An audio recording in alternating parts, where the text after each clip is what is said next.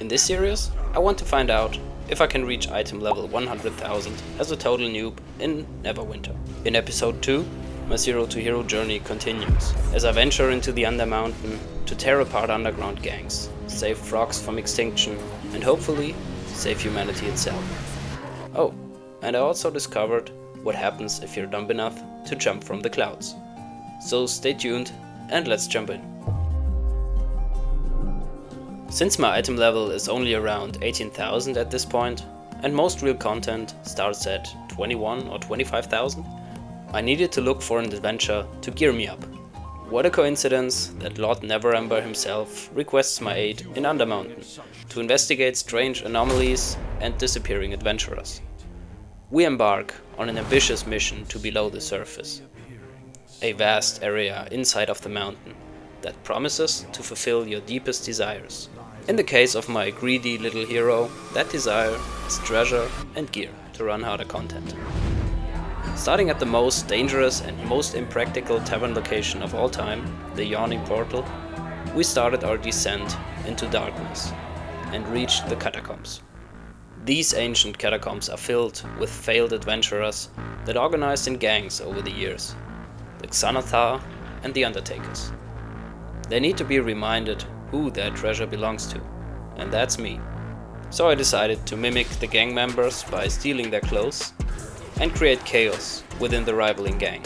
Ultimately, within that chaos, I was able to steal their stash and vanish away to my next quest. To reach the next layer of the Undermountain, you have to go on expeditions. On these expeditions, you have to find magic items, but they are optional. And I didn't realize that. So I took more time than I'd like to admit to find the items that I didn't really need. But fast forward, I finally reached the Twisted Caverns. Populated with strange frog people, I soon discovered that they were in peril, and I assisted a mad alchemist in helping them finding relief for their madness. I have been experimenting with all kinds of substances. My task was clear. Find out whoever did this and bonk him. I mean, look how cute these things are. But it was not easy gaining their trust. I had to convince their elders and put my life at risk in their caves to finally gain their trust. After first attempts to heal them and accidentally turning them into fish in the process, I finally gathered the right reagents to cure the cute beasts. But since we are here for power play as well as rich stories, to further get my little rogue ready for tougher content, I went on skirmish daily queues. These queues provide a sweet little change in scenery, but since most other guys in the groups are just hugely overgeared for it, we just breezed through the content. And 5 minutes later, I was back in Undermountain like nothing happened. After gaining the respect of the frogs, I ventured further into the cave to slay the root cause of the corruption in the caverns. The filthy beast Elune turned the water foul and poisoned the air, turning the froggies mad. After an exceptional fight, I was able to claim my trophy. With the tentacle of the monstrosity on hand, the path to my next expedition was no longer locked. Off to Willowwood. This layer is a gorgeous forest section full of cultists and wild beasts. I even met a new companion who supported me on my stay and provided a nice little gameplay twist. The dragon Tirulai? I don't know. While taming wild beasts and slaying dozens of cultists, I even encountered my first owlbear. I don't know much about Dungeons and Dragons, but at least I know this creature. As a short break from my adventure, I briefly looked at the numerous Neverwinter campaigns. Turns out, as a free-to-play scrub, I can dive into legacy campaigns without spending a single zen, but the others have to be unlocked. Let me know in the comments which campaign you want to see me tackling first, or which one you can recommend playing most. Enough of the administration, now back to the adventure.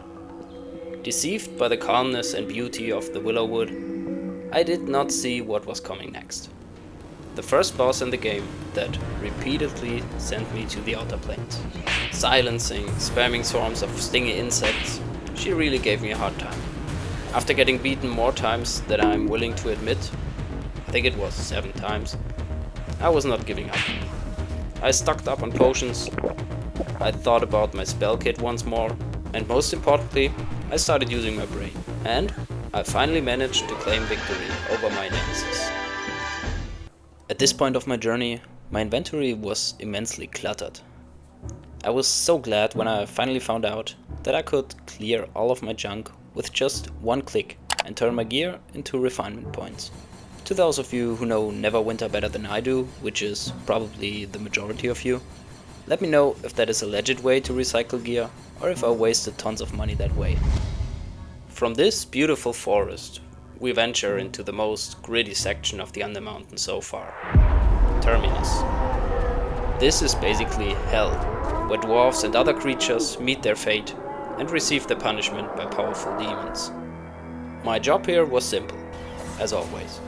Kill dwarves, steal from dwarves, stop dwarves from taking over Terminus with a giant robot army. Thank God I am not a dwarf. After slapping the dwarf in charge, I ventured on to my last expedition, to the very bottom of the Undermountain. The deepest, the filthiest layer was yet to come. Vanrak doom, reeking with cultists, shadows, necromancers and vampires. This finale was no friendly affair. I got the order to investigate on the Shark Cult and find out what they are on to. I once more pulled the trick to steal their clothes and pretend to be part of the crew. Fun fact, the clothes even managed to increase my halfling size to normal human size. As my investigation progressed, I soon found out that Lord Vanrak, a once noble ruler, has been corrupted by the cult, along with big parts of his domain. To make sure life can prosper in the Undermountain, the Shark Cult needed to be banished. With help of my light amulet, blessed by Saloon, I was able to fight my way through hordes of Shark Cultists, vampires, and worse, to banish the darkness from this place. After finishing my glorious adventure in the moldy and dark Undermountain and restoring peace, I needed some fresh air. So I found this spot and wondered, why not? Even this dude looks curious. Surprisingly, this game even rewarded my stupidity with an achievement and provided a very nice panorama as a cherry on top. So, for more high-class adventures and non-optimized gameplay, feel free to join me in the next episode of my Neverwinter journey.